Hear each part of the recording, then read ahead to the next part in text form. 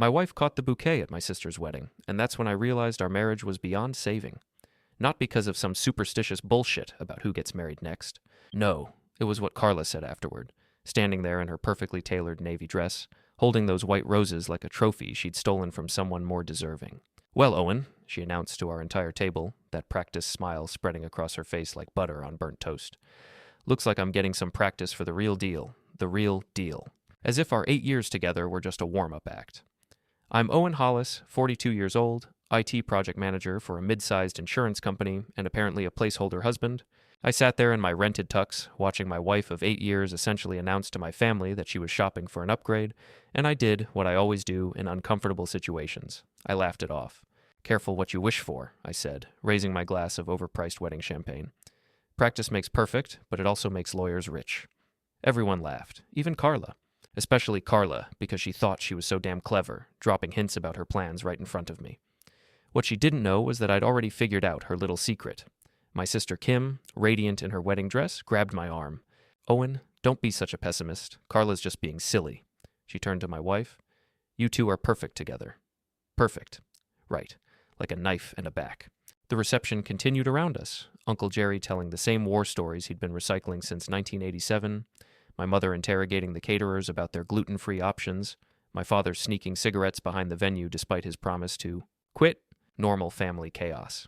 But I kept watching Carla, really watching her for the first time in months. She was beautiful, I'll give her that. 39 years old and still turning heads. Auburn hair that cost more to maintain than my car payments, green eyes that could sell ice to Eskimos, and a smile that had landed her the creative director position at Meridian Advertising. She worked those wedding guests like she was networking at a conference, laughing at jokes that weren't funny, remembering names and personal details with the precision of a politician. "Owen, honey, could you get me another drink?" she asked, not looking at me. She was focused on Derek St. James, her boss, who'd somehow managed to score an invitation to my sister's wedding. Tall, silver-haired, driving a customized Range Rover that likely cost more than my entire annual salary. Married to some pharmaceutical heiress, but that didn't stop him from eyeing my wife across the dance floor. I knew about Derek. Had known for 3 months. It started with the late nights. Carla had always been dedicated to her career, but suddenly she was pulling 12-hour days, coming home smelling like expensive cologne that definitely wasn't mine. Then came the phone secrecy. Passwords changed, calls taken in the other room, text messages deleted faster than a politician's promises. I'm in IT. I know how to recover deleted files. It took me exactly 47 minutes to pull her text history from our cloud backup. Nothing explicit enough for a divorce court, but plenty suggestive enough for a suspicious husband. Messages about private meetings and special projects and working late again tonight, don't wait up. The smoking gun came 2 weeks ago. I'd forgotten my laptop at home and swung by during lunch to grab it. Carla's car was in the driveway, which was weird because she'd said she had back-to-back client meetings all day. I walked in through the garage, quiet as a church mouse, and heard her voice from the living room. "Derek, you know I can't keep doing this," she was saying, and my heart stopped. But then she continued, "If Owen finds out about the promotion before we announce it officially, he'll want to celebrate, and you know how he gets with champagne. I'd rather surprise him when everything's finalized." Promotion. She was talking about a promotion. I felt like an idiot for suspecting an affair, until I heard Derek's voice, smooth as aged whiskey and twice as intoxicating. "Don't worry about Owen. After you get the senior director position, you'll have plenty of reasons to work late. We'll have all the time in the world for our collaborative efforts." The way he said collaborative efforts made my skin crawl. This wasn't about a promotion. This was about my wife sleeping with her boss and using career advancement as a cover. I backed out of the house, drove around the block 3 times, then came home normally 20 minutes later. Carla was in the kitchen, looking perfectly innocent, asking about my day like she hadn't just been planning to cheat on me with a guy who probably had his suits custom made in London. That night, I started planning my revenge. Now, watching her flirt with Derek at my sister's wedding, holding that bouquet like a promise of things to come, I felt something cold and calculating settle in my chest. If Carla wanted to practice for her next marriage, I was going to make sure she got plenty of practice at being publicly humiliated first. "Owen?" Kim appeared at my elbow, concern creasing her forehead. "You okay? You look like you're plotting someone's murder." I smiled, the same easy smile I'd been perfecting for 8 years of marriage. "Just thinking about how beautiful you look tonight, and how lucky Tom is to have found someone who actually means her wedding vows." Kim blushed and squeezed my hand. "You're such a sweetheart. Carla's lucky too, you know. Not every husband would put up with her crazy work schedule." Yeah, I said, watching my wife laugh at something Derek whispered in her ear. I'm a real saint. The DJ announced the last dance, and couples moved on to the floor. Carla appeared at my side, slightly tipsy, still clutching that damned bouquet. Dance with me, husband, she said, and there was something in her voice. Guilt, maybe, or excitement about her secret plans. One more dance before we go home. I took her hand, led her onto the floor, and held her close as the music swelled around us. She smelled like wine and lies and expensive perfume. Over her shoulder, I could see Derek watching us, probably wondering how long he'd have to wait before he could have her all to himself. I love you, Owen, Carla whispered against my ear, and I almost believed her. Almost. I love you too, I whispered back, and started counting down the days until I destroyed her life. Monday morning came with all the enthusiasm of a tax audit. I was in my office by 7:30, nursing my third cup of coffee and pretending to review quarterly server maintenance reports while actually planning phase 1 of Carla's downfall. My phone buzzed. Text from my wife. Working late again tonight. Don't wait up. Love you, right, the same way a spider loves a fly. I picked up my desk phone and dialed Meridian Advertising's main number. Harold Meacham, please. Meacham was Derek's boss, old-school advertising veteran who'd built Meridian from a 2-person operation into a regional powerhouse. 68 years old, traditional values, and rumored to have zero tolerance for office affairs. Perfect. Meacham speaking. Mr. Meacham, this is Owen Hollis. My wife Carla works for you. Owen. Good to hear from you. Carla's one of our best. What can I do for you? I took a deep breath. I'm calling because I'm concerned about her workload. She's been putting in 12, 14-hour days lately, coming home exhausted. I know how dedicated she is, but I'm worried about burnout. A pause. 12-hour days? That's unusual. What projects is she working on that require those hours? She mentioned something about special collaborative work with Derek St. James. Private client meetings, evening presentations. I just want to make sure she's not being taken advantage of. Another pause, longer this time. I see. Thank you for bringing this to my attention, Owen. I'll look into it. I appreciate that, sir. I just want what's best for Carla. Of course. We all do. I hung up, leaned back in my chair, and smiled. Phase 1, complete. By noon, Meacham would be asking questions about Derek and Carla's collaborative efforts. By evening, that promotion she was counting on would be as good as gone. My desk phone rang. Owen, it's Nate. You free for lunch? Nate Morrison, my best friend since college, insurance adjuster with a heart of gold and the investigative instincts of a bloodhound. If anyone could help me gather ammunition against my cheating wife, it was Nate. Absolutely. Murphy's Tavern, 12:30. See you there. Murphy's was the kind of place where the beer was cold, the burgers were greasy, and the bartender minded his own business. Nate was already there when I arrived, occupying our usual corner booth, looking like he'd rather be anywhere else. You look like shit, he said by way of greeting. Thanks. You always know just what to say to make a guy feel special. Nate studied my face. Seriously, what's going on? You sounded weird on the phone. I ordered a beer, waited until the waitress was out of earshot, then leaned across the table. Carla's having an affair. Nate nearly choked on his sandwich. What? Are you sure? Positive. Her boss, Derek St. James, they've been at it for months. Jesus, Owen, I'm sorry. What are you going to do? I'm going to destroy them both. The words came out flat, matter of fact, like I was discussing the weather. Nate set down his beer and stared at me. Okay, back up. Start from the beginning. I told him everything. The late nights, the deleted texts, the conversation I'd overheard, Derek's sleazy comments at the wedding. Nate listened without interrupting, his expression growing darker with each detail. So what's your plan? He asked when I finished. Public humiliation, professional ruin, social destruction. I want them both to lose everything that matters to them. And then what? You think Carla will come crawling back? I laughed, short and bitter. I don't want her back, Nate. I want her gone. But I want her to leave with nothing but the clothes on her back and the realization that she messed with the wrong person. Nate was quiet for a long moment. You know I'll help you, right? Whatever you need. I was hoping you'd say that. My phone buzzed. Text message from an unknown number. Your wife is a whore. Thought you should know. I showed Nate the screen. He frowned. Someone else knows? Apparently. Or Derek has other enemies. I deleted the message.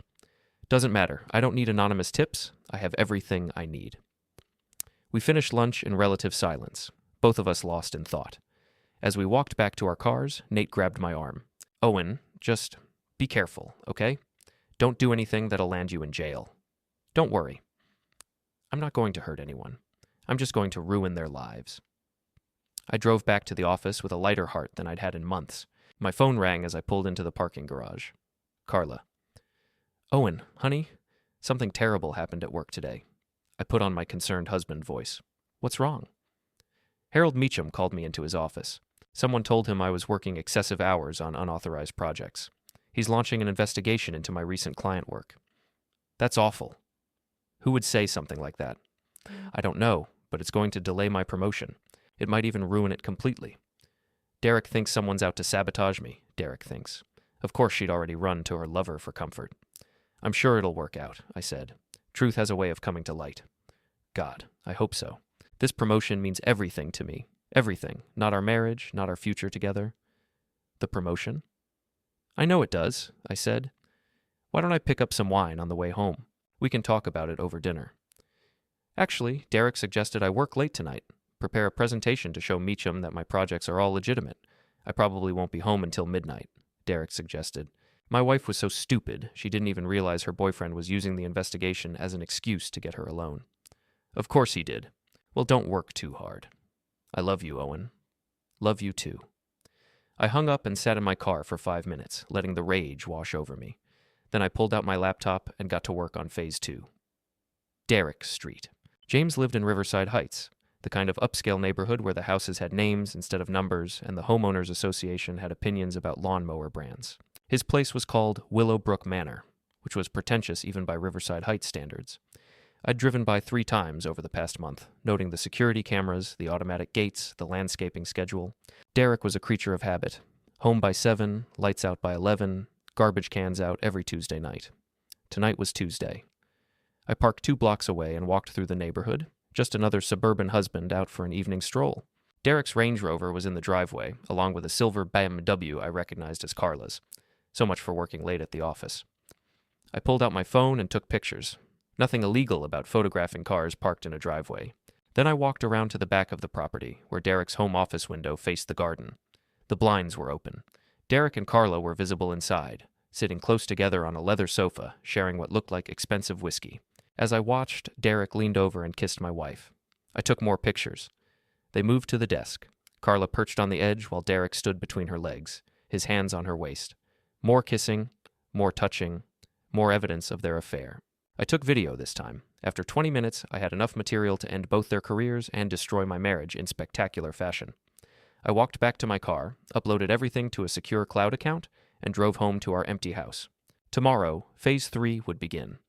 I woke up Wednesday morning to find Carla already gone. She'd left a note on the kitchen counter. Early meeting with Meacham. Wish me luck. See luck. She was going to need more than luck. I made coffee, ate breakfast, and opened my laptop. The photos and videos from last night were crystal clear. Derek and Carla in what could generously be called a compromising position. Nothing X-rated, but damning enough to end careers and marriages. My first email went to Derek's wife, Patricia Saint. James.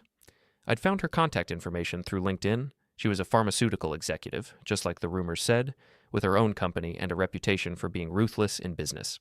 If anyone could handle learning about her husband's affair, it was Patricia. Mrs. Saint. James, I wrote, I believe you should know what your husband has been doing during his late nights at the office. The attached photos were taken last night at your home. I'm sorry to be the bearer of bad news, but you deserve to know the truth. I attached 3 of the clearest photos and hit send. My second email went to Meridian Advertising's HR department. Anonymous tip about unprofessional conduct between senior staff members, with the same photos attached. I used a VPN and a throwaway email account. I'm not stupid. My third email went to Carla's 2 best friends, Maddie Chen and Tara Williams. They'd been thick as thieves since college, but I knew their friendship was built on gossip and competition more than genuine affection. Nothing would destroy their loyalty to Carla faster than proof that she'd been lying to them. Ladies, I wrote from another anonymous account, thought you should know what Carla's really been up to during all those work emergencies. Attached are photos from last night. Feel free to share with anyone who might be interested. 3 emails, 3 nuclear bombs. I hit send on all of them and went to work. By 10 a.m., my phone was ringing. Owen, it's Patricia St. James, Derek's wife. I believe we need to talk. Her voice was calm, controlled, with just a hint of steel underneath. I liked her already. Mrs. St. James, I was wondering if you'd call. You sent me some very interesting photographs this morning. I thought you should know. Yes, well, I appreciate your discretion in how you handled this. Most men would have simply beaten Derek senseless. I'm not most men. No, you're not. Would you be available to meet this afternoon? I have a proposition for you. A proposition? This was getting interesting. No, I'm free after 5. Excellent. Do you know Chez Laurent downtown? I knew it. Expensive French restaurant, the kind of place where a glass of wine costs more than most people's lunch. I'll be there at 5:30. Perfect. And Owen, bring any other evidence you might have. I suspect we can help each other. She hung up. I stared at my phone, wondering what I'd just gotten myself into. At lunch, I met Nate at our usual spot. He looked nervous. Dude, what did you do? Tara Williams called me this morning, crying about some photos of Carla. Word travels fast. She said Carla's been cheating with her boss, said you must be devastated. Did she now? Nate leaned across the table. Owen, please tell me you didn't send anonymous photos to Carla's friends. Okay, I won't tell you that. Jesus Christ. Do you have any idea what you've started? A long overdue reckoning. My phone buzzed. Text from Carla. Need to talk. Something terrible has happened. Can you come home? I showed Nate the message. He shook his head. You're really going to twist the knife, aren't you? She twisted it first. I'm just returning the favor. I drove home to find Carla's car in the driveway and my wife sitting at the kitchen table, crying. Real tears this time, not the crocodile variety she usually deployed when she wanted something. Owen, thank God you're here. I sat down across from her, the picture of concerned husband. What's wrong, honey? Someone sent photos to HR. Photos of me and Derek at his house last night. What kind of photos? She looked up at me, mascara streaked down her cheeks. We were working on the presentation for Meacham, and Derek offered me a drink to calm my nerves. Someone took pictures of us talking, made it look like we were having an affair. The lies came so easily to her. Even caught red-handed, she was still trying to spin it. That's terrible, I said. Who would do something like that? I don't know, but they sent the same photos to Derek's wife. She showed up at the office this morning, screaming at him in the lobby. Security had to escort her out. I felt a warm glow of satisfaction. Patricia St. James was even better than I'd hoped. And that's not the worst part, Carla continued. Maddie and Tara both got copies, too. They're asking all kinds of questions, wanting to know if I'm really having an affair. What did you tell them? The truth. That Derek and I are just colleagues, that someone is trying to sabotage my career. I'm sure they believe you. I don't think they do. Fresh tears started flowing. Owen, I might lose my job over this. Meacham is furious. Derek might be fired, and everyone thinks I'm some kind of homewrecker. Homewrecker. If only she knew. I'm sorry this is happening to you, I said, and I almost meant it. Almost. Will you help me figure out who did this? You're good with computers. Maybe you can trace where the photos came from? She wanted me to investigate my own revenge plot. The irony was delicious. Of course I'll help. We'll get to the bottom of this. Carla threw herself into my arms, sobbing against my chest. I don't know what I'd do without you. You're the only person I can trust. I held her while she cried, stroking her hair, making soothing sounds. Inside, I was counting down the hours until my meeting with Patricia St. James.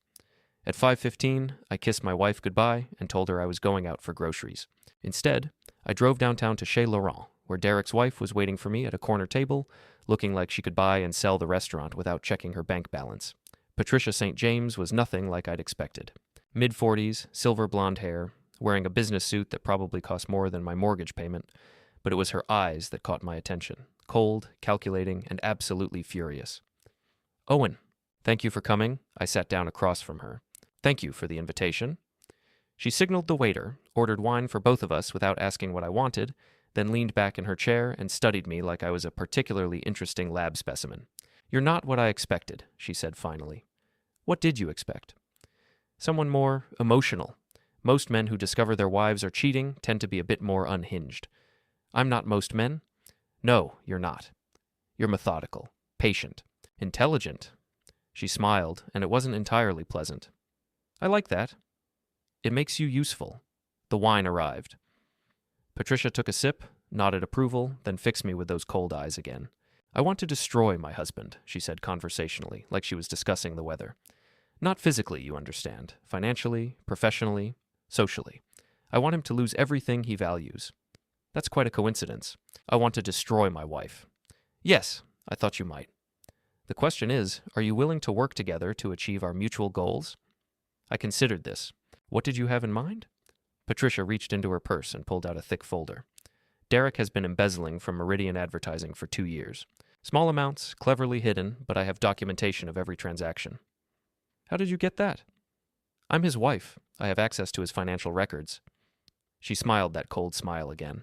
I also have recordings of phone conversations between Derek and your wife, discussing their plans to leave their respective spouses once Carla gets her promotion. Recordings? Derek's home office is equipped with a voice-activated recording system. He installed it for business purposes, but it captures everything, including his conversations with Carla about their future together. She slid the folder across the table. Everything you need is in there. Bank records, recorded conversations, email printouts. Enough to send Derek to prison and ensure Carla never works in advertising again. I opened the folder, scanned the contents. It was a treasure trove of evidence, more than I could have gathered in months of investigation. Why are you giving me this? Because I want them both destroyed, and you're better positioned to do it than I am. Derek expects me to be the wronged wife, weeping and filing for divorce. He doesn't expect me to be working with the other wronged spouse to orchestrate his downfall. What do you want in return? When this is over, I want Derek to know it was you who brought him down. I want him to understand that he underestimated the wrong man. I closed the folder, met her eyes. Deal. Patricia raised her wine glass. To revenge, Mr. Hollis. May it be swift and merciless. To revenge, I agreed, and clinked my glass against hers. Phase 4 was about to begin. Thursday morning brought chaos wrapped in a bow of poetic justice. I was having coffee and reading Patricia's files when Carla stumbled into the kitchen, looking like she'd been hit by a truck carrying a load of bad decisions. Derek's been arrested, she announced, collapsing into the chair across from me. I looked up from the financial records that would destroy both their lives. Arrested? For what? Embezzlement. The FBI raided Meridian this morning, seized all his files, froze his accounts. She buried her face in her hands. Owen, this is a nightmare. I'm sure there's been some mistake. There's no mistake. Meacham called an all-hands meeting, said Derek had been stealing from client accounts for years. They're investigating everyone who worked closely with him, like Carla. That includes you? I'm suspended pending investigation. They think I might have been involved. She looked up at me, eyes red from crying. How could this happen? How could I not have known? Because you were too busy with him to notice what he was doing with the company's money, I thought. Instead, I said aloud, I'm sorry, honey. This must be devastating. It gets worse. Patricia St. James is filing for divorce and demanding half of everything Derek owns. But since his assets are frozen, there's nothing to split. She's also suing him for emotional distress. Patricia was even more ruthless than I'd given her credit for. I made a mental note to send her flowers. And Maddie won't return my calls, Carla continued. Tara either. It's like everyone thinks I'm guilty by association. People will come around once the truth comes out. Will they? Derek's lawyer says the evidence against him is overwhelming. Bank records, recorded phone calls, email trails. Someone's been building a case against him for months. Someone. If only she knew. My phone buzzed. Text from Patricia. Phase 1 complete.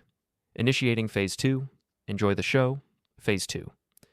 I wondered what Patricia had planned next. I found out that afternoon.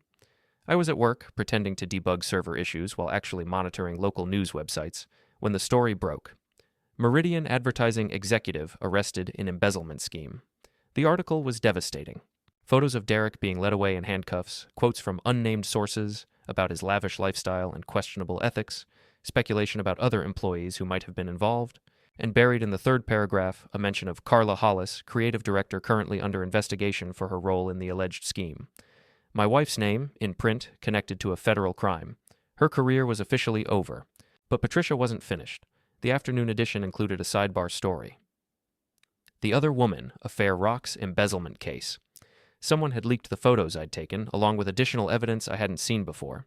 Hotel receipts, restaurant bills, even a recording of Derek and Carla discussing their plans to Start fresh once Derek's divorce was finalized and Carla got her promotion. The recording was particularly damning. Derek's voice, smooth and confident. Once Patricia's out of the picture and your senior director, we can be together openly. No more sneaking around, no more lies. Carla's response, breathless with excitement. I can't wait. Owen's so boring, so predictable. He'll never see it coming. I'll never see it coming. I read that line 3 times, feeling something cold and final settle in my chest. Any lingering guilt I might have felt about destroying my wife's life evaporated like morning dew. My phone rang. Nate. Dude, have you seen the news? Just reading it now. Jesus, Owen, I'm sorry. This has to be tearing you apart. Actually, I'm feeling pretty good. Silence on the other end. Then, what do you mean, good? I mean, I'm not surprised. I told you Carla was cheating. Now, everyone else knows it too. But the whole city's reading about it. Your wife's name is in the paper, connected to embezzlement and adultery. How are you not devastated? Because I'm the one who made it happen. Another silence, longer this time. Owen, what did you do? I gave them enough rope to hang themselves. The rest was just patience and planning. You're scaring me, man. This isn't like you. No, this is exactly like me. I'm just usually better at hiding it. I hung up and drove home to face my wife's latest meltdown. Carla was in the living room, surrounded by newspapers and printouts from news websites, looking like she was planning her own funeral. They're calling me the other woman, she said without looking up. My picture's on the front page of the business section. I glanced at the photo. It wasn't flattering. Carla leaving the Meridian building, looking guilty and disheveled, like a criminal fleeing the scene. I'm sure it'll blow over. Blow over. Owen, they have recordings of me talking about leaving you. Hotel receipts with Derek's name on them. Bank records showing he paid for dinners, trips, gifts. She finally looked at me, and I saw something new in her eyes. Fear. Someone's been watching us for months. Any idea who? It has to be Patricia. She's the only one who could have accessed Derek's financial records, his home office recordings. She was half right. Patricia had provided the ammunition, but I'd pulled the trigger. What are you going to do? I don't know. My lawyer says I should cooperate with the FBI investigation, prove I wasn't involved in the embezzlement. But even if I'm cleared of criminal charges, my reputation is destroyed. No advertising agency will hire me after this. Maybe it's time for a career change. She looked at me as if I'd suggested she start a career in murder. A career change? Owen, advertising is my life. It's who I am. Maybe that's the problem. What's that supposed to mean? I sat down across from her, chose my words carefully. I mean, maybe you've been so focused on your career that you forgot about everything else, like our marriage. Our marriage is fine. Is it? Because according to those recordings, you think I'm boring and predictable. You were planning to leave me for Derek. Carla's face went white. You heard the recordings? Everyone's heard them. They're all over the internet. She buried her face in her hands. Owen, I can explain. Can you? Can you explain why you've been lying to me for months? Why you've been seeing your boss while pretending to work late? Why you were planning to divorce me without even having the decency to tell me first? It wasn't supposed to happen like this. How was it supposed to happen? You'd wait until Derek's divorce was final, then sit me down for a heart-to-heart about how you'd found your soulmate? Derek said he loved me. Derek said a lot of things. He also stole $500,000 from his company and got caught red-handed. Carla started crying again, but I felt nothing. No sympathy, no regret, no desire to comfort her. She'd made her choices. Now she was living with the consequences. I need some air, I said, standing up. I'm going for a drive. Owen, please. We need to talk about this. We needed to talk about it 6 months ago before you started cheating. Now it's too late. I walked out of the house, got in my car, and drove to Murphy's Tavern. Nate was waiting for me at our usual booth, looking like he'd rather be anywhere else. You look terrible, I said, sliding into the seat across from him. You look like you just won the lottery. It's disturbing. I ordered a beer, leaned back, and smiled. I feel like I won the lottery. Your wife's life is in ruins. Your marriage is over. How is that winning? Because she deserves it. They both do. Nate studied my face. What happened to you, man? When did you become so cold? I became cold the day I realized my wife was planning to leave me for a guy who steals money and drives a car that costs more than most people's houses. So you destroyed her life instead of just divorcing her? I gave her exactly what she wanted. Gave me. Lies, betrayal, and public humiliation. And now what? You think she'll come crawling back? I don't want her back. I want her gone, but I want her to leave knowing she messed with the wrong person. Nate was quiet for a long time. Then, you know this makes you just as bad as her, right? No, it makes me worse, and I'm okay with that. I finished my beer, left money on the table, and drove home to deliver the final blow. Friday morning arrived with all the subtlety of a sledgehammer to the skull. I woke up to find Carla's side of the bed empty and cold. She'd spent the night on the living room couch, probably planning her next move or figuring out how to spin this disaster in her favor. I found her in the kitchen, dressed for work despite being suspended, makeup carefully applied to hide the evidence of her breakdown. She was nothing if not persistent. Morning, I said, pouring coffee like this was any other day. I'm meeting with a crisis management firm this morning, she announced. They think they can rehabilitate my image, separate me from Derek's crimes. Crisis management. Of course. Even facing complete ruin, Carla was thinking about her precious reputation. That sounds expensive. It is. I'm going to need to access our savings account. Our savings account. The one I'd emptied 3 days ago. About that, I said, sitting down across from her. I moved the money. She froze, coffee cup halfway to her lips. You what? I moved our savings to a trust fund for Kim's kids. Seemed like a better investment than funding your image rehabilitation. You can't do that. It's my money too. Actually, I can. The account was in my name. You were just an authorized user. Carla set down her coffee cup with shaking hands. Owen, I need that money. Without it, I can't hire the crisis management firm, can't fight the charges, can't rebuild my career. Maybe you should have thought about that before you decided to practice for your next marriage. The words hit her like a physical blow. She stared at me, really seeing me for the first time in months. You know, she whispered, I've known for months. The question is, what are you going to do about it? Owen, please. I made a mistake. Derek manipulated me, made me think. Derek didn't manipulate you. He just offered you something you wanted more than our marriage. Money, status, excitement, all the things boring, predictable Owen couldn't provide. That's not true, isn't it? You said it yourself in that recording. I'm boring, predictable. I'd never see it coming. Carla's face crumpled. I didn't mean it. I was caught up in the fantasy of it all. The fantasy of leaving me for a criminal. I didn't know he was stealing money. But you knew he was married. You knew you were married. You just didn't care. She started crying again, but this time I didn't feel even a flicker of sympathy. This was the woman who'd been planning to destroy my life while pretending to love me. She deserved every tear. My phone buzzed. Text from Patricia. Final phase tonight. Derek's sentencing hearing moved up. Press will be there. Perfect timing. Perfect timing indeed. I have to go to work, I said, standing up. Owen, please. We can fix this. We can go to counseling, work through it. There's nothing to work through. You made your choice. Now live with it. I walked out of the house, leaving my wife sobbing at the kitchen table, and drove to what would be the most satisfying day of my professional life. At work, I was the picture of the wronged husband bearing his burden with dignity. Coworkers offered sympathy, which I accepted gracefully. My boss gave me the day off to deal with family matters, which I declined with stoic resolve. I'd rather stay busy, I told him. Work keeps my mind off things. What work actually did was give me a front row seat to watch Carla's world burn down around her. By noon, the story had gone national. Executive's wife caught in embezzlement affair was trending on social media. Photos of Carla, Derek, and Patricia were everywhere, along with audio clips from the most damning recordings. My favorite was Derek's voice, smooth and confident. Owen's the kind of guy who'll never suspect anything. He's too trusting, too naive. By the time he figures out what's happening, we'll be long gone.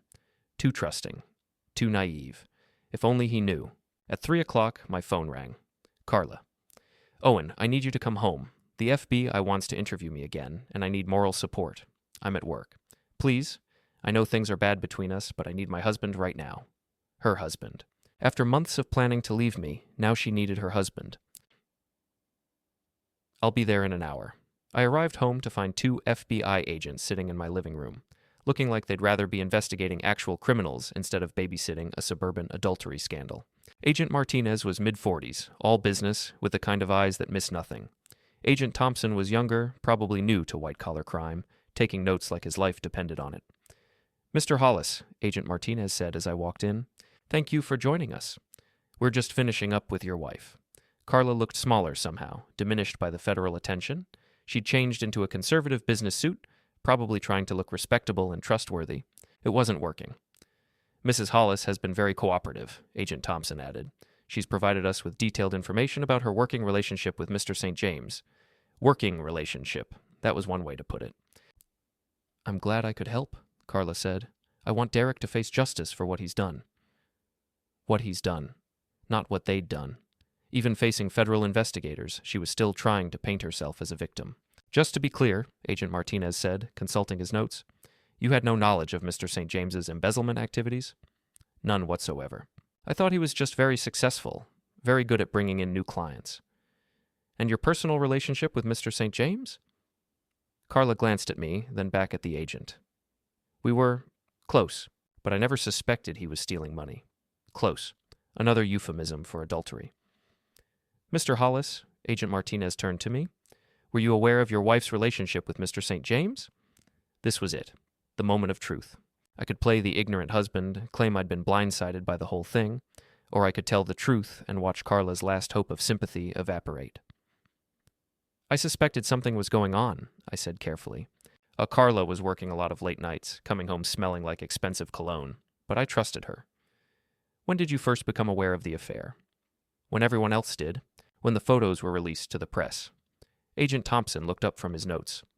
That must have been devastating. It was enlightening. Agent Martinez raised an eyebrow. Enlightening? It explained a lot of things. The secretive phone calls, the changed passwords, the sudden interest in working weekends. I thought my wife was just dedicated to her career. Turns out she was dedicated to her boss. Carla shot me a look that could have melted steel, but I wasn't done. The hardest part, I continued, was hearing those recordings. Listening to my wife plan our divorce while I was home making dinner, wondering why she seemed so distant. Mr. Hollis, Agent Martinez said gently, I know this is difficult, but we need to ask, did your wife ever bring home documents, files, anything from Meridian Advertising? Occasionally. She'd work on presentations at the kitchen table sometimes. Did you ever see anything that seemed unusual? Large amounts of money mentioned, client accounts, financial records. I pretended to think about it. There were some spreadsheets with numbers on them, but I don't know anything about advertising finances.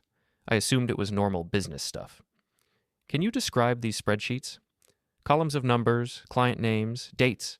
Carla said they were billing records. Carla's face went white. She'd never brought billing records home, but the agents didn't know that, and my testimony would add another layer of suspicion to her story. Mrs. Hollis, Agent Martinez turned back to my wife. You didn't mention bringing financial records home. Sometimes I worked on client billing at home. It's not unusual. But you said you had no knowledge of the financial irregularities. I didn't. I just processed the numbers Derek gave me.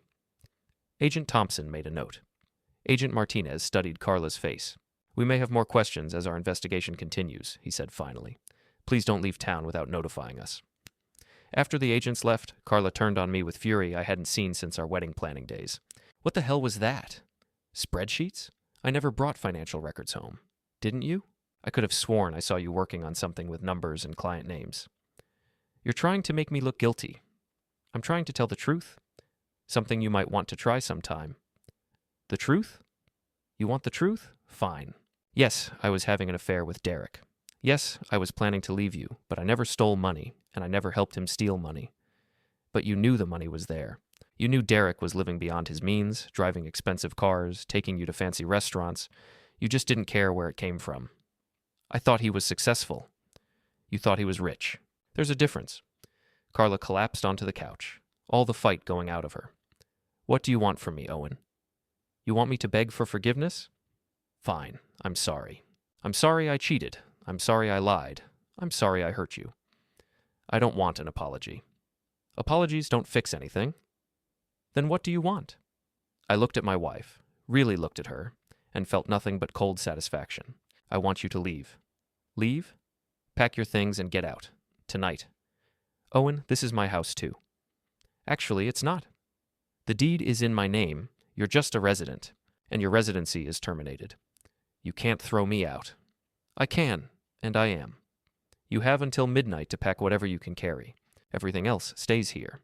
Where am I supposed to go? That's not my problem anymore. Carla stared at me like I'd grown a second head. I don't understand. What happened to the man I married? He got tired of being boring and predictable.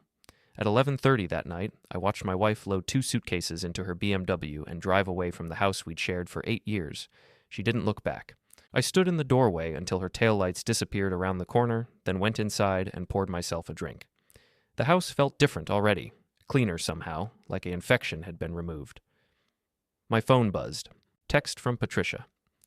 Derek got 15 years. Carla's been indicted as an accessory. Thought you'd want to know. 15 years. Carla indicted. It was more than I'd hoped for. I raised my glass to the empty house and smiled. Practice makes perfect, I said to no one at all.